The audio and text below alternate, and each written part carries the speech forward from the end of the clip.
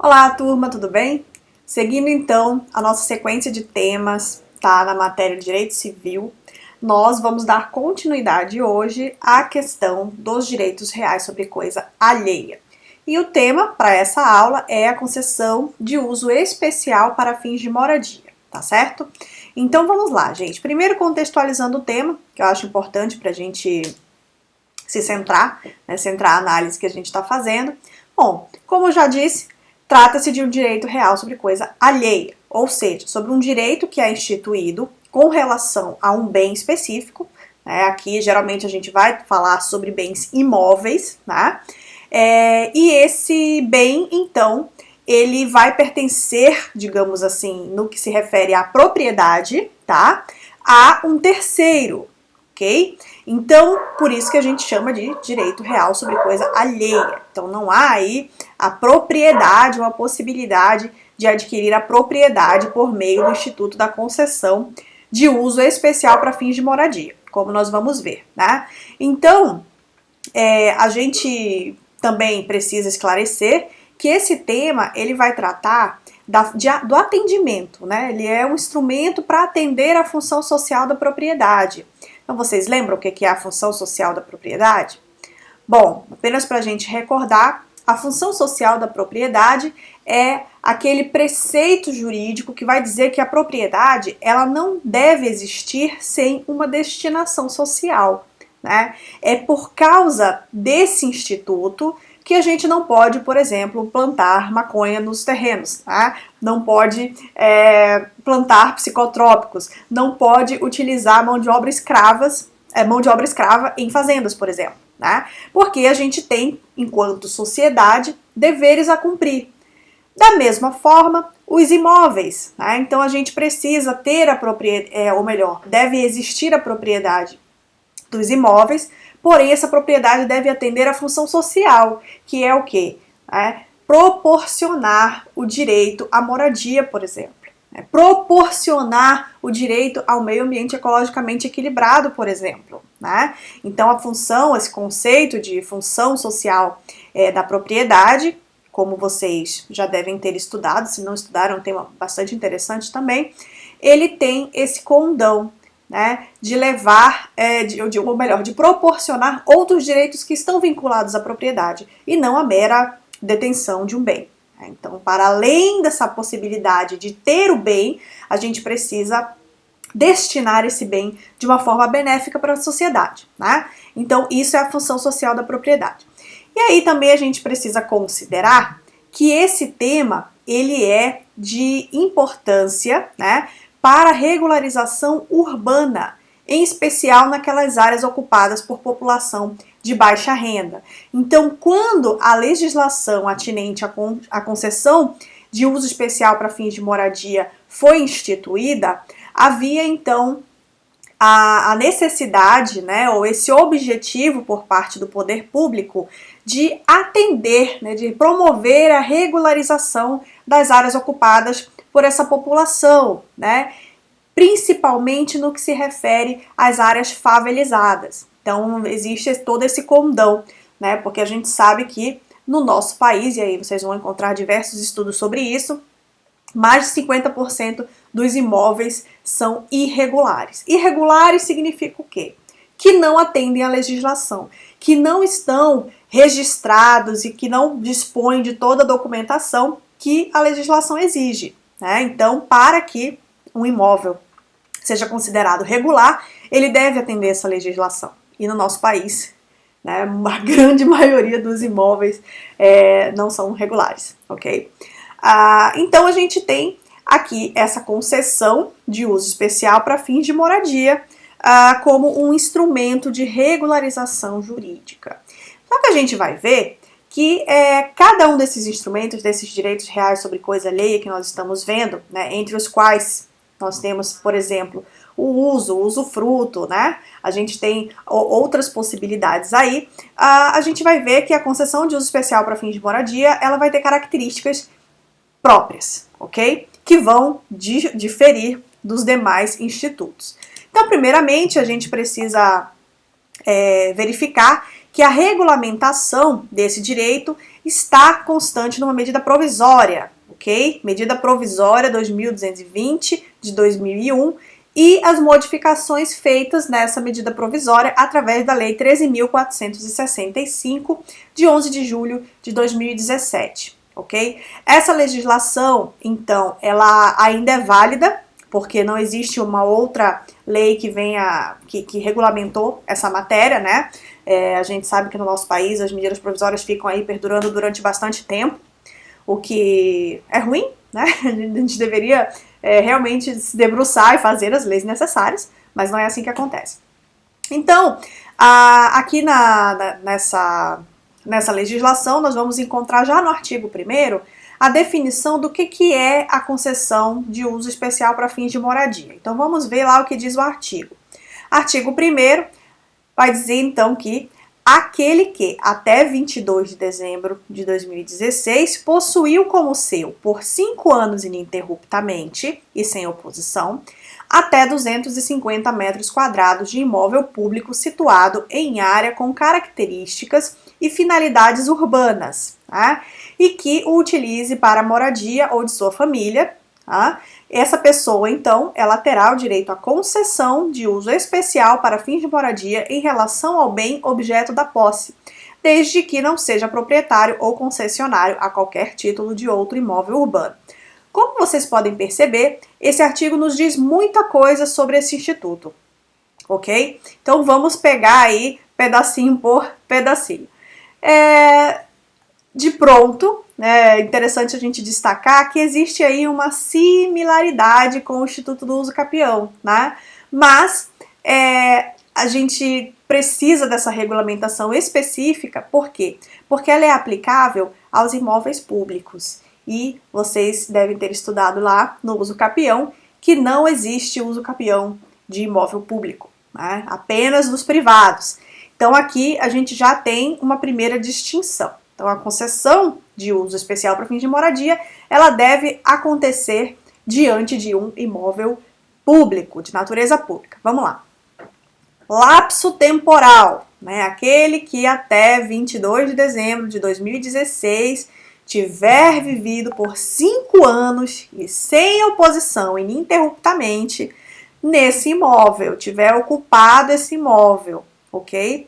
Também nós temos aí a limitação de até 250 metros quadrados, tá? Então a gente está falando aqui de imóveis urbanos, tá? Lembrando, lá no rural nós vamos ter outra situação, aí a gente vai lá para o direito agrário, né? Para falar dos institutos de direito agrário. Então é diferente. Aqui a gente está no direito civil mesmo. Então aqui nós temos também, né, esses 250 metros quadrados, finalidade urbana.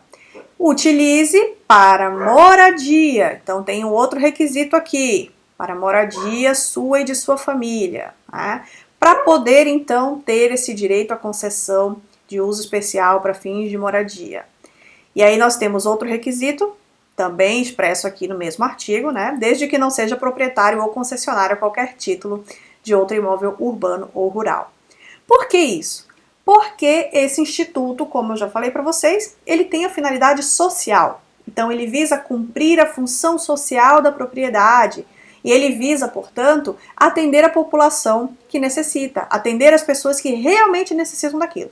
Se a pessoa tem outro imóvel ou já é concessionário de um outro imóvel, o poder público então vai entender que não existe a necessidade dela estar ocupando aquele lugar e, portanto, não vai fazer jus à concessão de uso especial para fins de moradia, ok? Então, primeiramente a gente observa essa questão.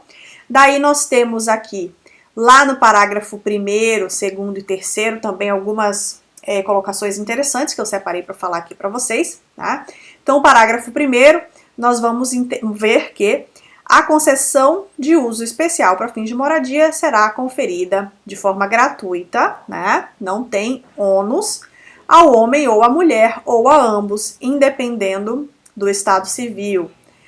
Aqui eu acredito que seja mais uma questão que a legislação quis colocar no que se refere à equidade de gênero, porque antigamente, como o homem era sempre considerado ali o o chefe da família, tudo ia para o nome dele, né? Então agora tá bem claro que pode ser para um ou para outro. Aí nós temos aqui no parágrafo 2º, o direito de que trata esse artigo não será reconhecido ao mesmo concessionário mais de uma vez, ou seja, para evitar, né, aquela situação da pessoa ir lá, conseguir a concessão, aí vender e depois transformar isso num comércio. Tá? Então, na verdade, é um instituto que é voltado mesmo para atender uma necessidade social e não uma necessidade ou uma intenção de enriquecimento ou de fazer disso algo recorrente na sociedade. Né? Então, é realmente para atender quem precisa. E parágrafo 3º vai dizer que, para os efeitos desse artigo, o herdeiro legítimo continua de pleno direito na posse do seu antecessor, desde que já resida no imóvel por ocasião da abertura da sucessão. O que isso está querendo dizer? Que não se trata de um direito personalíssimo, como a gente observou lá no Instituto do Uso ou do Usufruto, né? Então, enquanto naqueles institutos nós tínhamos uma especificidade, né, personalíssima, que não era transmitida aos herdeiros, aqui nós temos então essa possibilidade de sucessão, de que os sucessores, eles assumam esse direito de concessão de uso especial para fins de moradia, tá certo? Então, nós já vemos aqui várias diferenças com relação aos institutos que nós estudamos anteriormente, beleza? Então, eu separei aqui alguns requisitos, né? Vocês vão encontrar tudo isso lá na lei, nessa medida provisória, e a gente vai observar, analisando aqui o artigo 1º da lei e também o artigo 2º, que existe dois tipos de concessão, especial para fins de moradia, concessão de uso. A primeira é individual e a segunda coletiva. Então é possível destinar, né, que o poder público então conceda essa autorização de ocupação, né, vamos colocar assim, de forma individual e também de forma coletiva. Então vamos ver em que condições isso vai acontecer, tá? Lembrando que essas informações todas vocês encontram lá na medida provisória. Então vamos lá.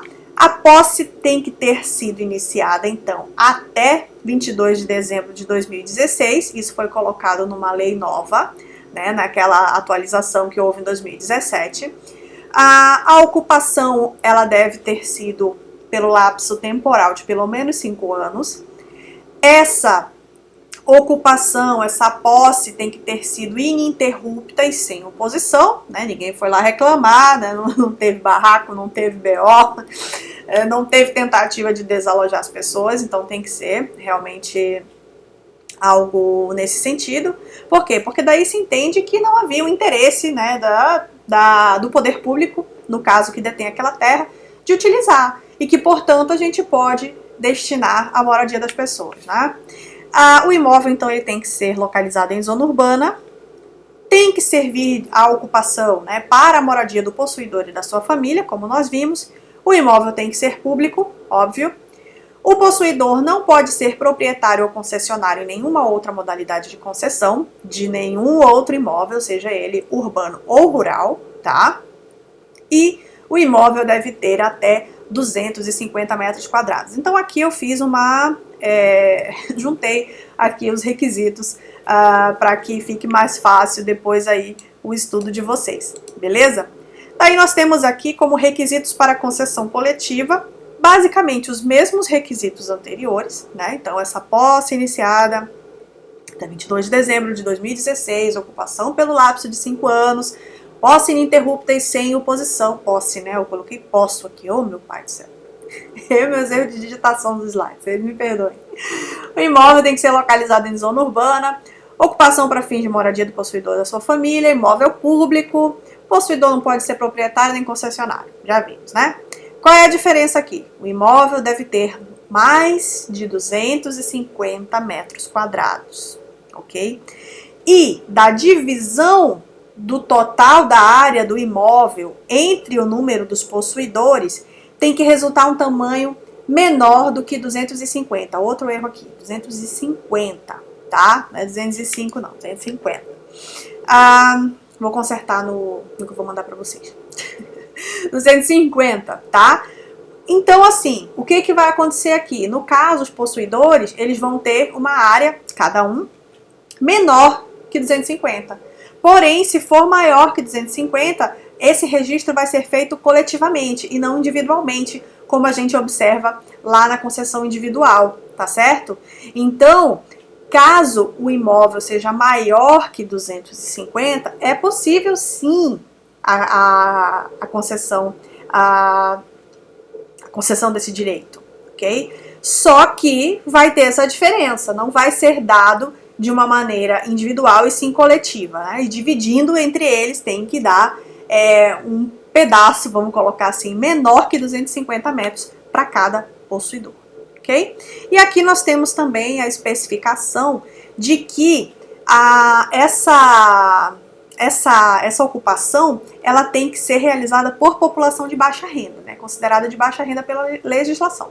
Então, não dá para fazer aqui concessão de uso para fins de moradia no imóvel, por exemplo, num condomínio de luxo, né, não dá. Então, aqui a gente tem realmente essa vinculação à baixa renda.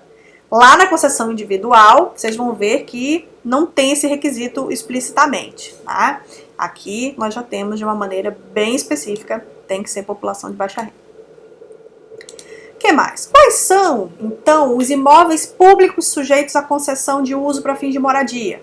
Então, lá no artigo 3º, né, vocês vão verificar que será garantida a opção de exercer os direitos do artigo 1º e 2º, né, também ocupantes regularmente inscritos de imóveis públicos com até 250 metros quadrados, e aqui, né, da União, dos Estados, do Distrito Federal e dos municípios que estejam situados em área urbana na forma do regulamento. Então, quais são as terras, ou melhor, os imóveis públicos suscetíveis a essa concessão de uso para fins de moradia? Quaisquer, né, os imóveis de quaisquer esferas do poder público, né? Sejam essas esferas, né? A União, os estados, o Distrito Federal, os municípios. Então, todos eles podem, então, realizar essa concessão de uso para fins de moradia. Tranquilo? E nós temos aqui outras informações relevantes que eu separei para vocês. Recomendo que vocês façam a leitura dessa legislação, né, dessa medida provisória, para que vocês aprofundem aí nos detalhes. Mas eu trouxe aqui mais algumas questões que eu considerei importante colocar. Né? Então, aqui no artigo 6º, parágrafo 4º, né, se determina que o título conferido por via administrativa ou por sentença judicial, né? Então é um direito que vai poder ser perseguido administrativa ou judicialmente. E aí, quando esse direito for reconhecido, seja pelo próprio poder público ou judicialmente, esse título vai poder então ser registrado no cartório de registro de imóveis. Então, da mesma forma que você adquire uma propriedade, né, através da compra e venda, por exemplo, e você vai lá e você precisa fazer o registro no cartório de registro de imóveis, aqui também vai ser possível esse registro. Lembrando que não se trata de propriedade, tá? Nós estamos falando da autorização para a utilização daquele imóvel para moradia. É uma autorização que se assemelha à propriedade. Por quê? Porque ela é transmissível aos herdeiros, porque ela é alienável, né? Mas nós vamos ter que observar isso. Não é propriedade. Por quê? Porque a propriedade continua pertencendo ao poder público, ok? Em todo caso, né, aqui no artigo 7º, nós vemos então que a possibilidade de transferir por atos intervivos ou causa-mortes, como eu já comentei com vocês. E aqui também no artigo 8º, nós temos as possibilidades de extinção do direito à concessão de uso especial para fins de moradia. E quais são essas possibilidades de extinção? Né? Como que termina esse direito? Primeiro, tá? Se o concessionário der uma destinação diversa ao imóvel, né, diversa da moradia, sua ou da sua família, ok? Se o concessionário adquirir a propriedade ou a concessão de uso de um outro imóvel, rural ou urbano, né, se vocês se lembram, esses são requisitos para conseguir essa concessão de uso. Se você deixa de cumprir os requisitos, então você vai perder o direito à concessão, ok? E aqui no parágrafo único nós temos que a extinção de que se trata esse artigo vai então ser averbada no cartório de registro de imóveis. Então, da mesma forma como ocorre lá na propriedade, tudo tem que estar registrado no cartório de registro de imóveis, aqui na concessão de uso para fins de moradia também, tá bom? Com a diferença que não há transferência de propriedade, que a propriedade continua sendo da União, dos estados, do Distrito Federal ou dos municípios, né, de a quem pertencer aquele imóvel. E aí uma outra informação relevante também é que é facultado ao poder público competente conceder a autorização de uso àquele que, cumprindo aqueles requisitos, né, tem um imóvel com características e finalidades urbanas, só que para fins comerciais. Então, deixa-se aqui uma abertura, tá, para que o poder público decida se aquela atividade comercial ela é compatível com o exercício da função social da propriedade, se ela é compatível com aquilo que essa legislação e que esse instituto jurídico especificamente está procurando levar para as pessoas, né? Então existe aí uma discricionariedade em que seja possível, então, conceder no caso comercial, ok? No caso de que o imóvel tenha características e destinação comercial. Tá certo, turma? Então, era isso que eu queria comentar com vocês. Até a próxima. Dúvidas? Comentem, né? Nos chamem lá nos nossos canais de comunicação e vamos que vamos. Um abraço.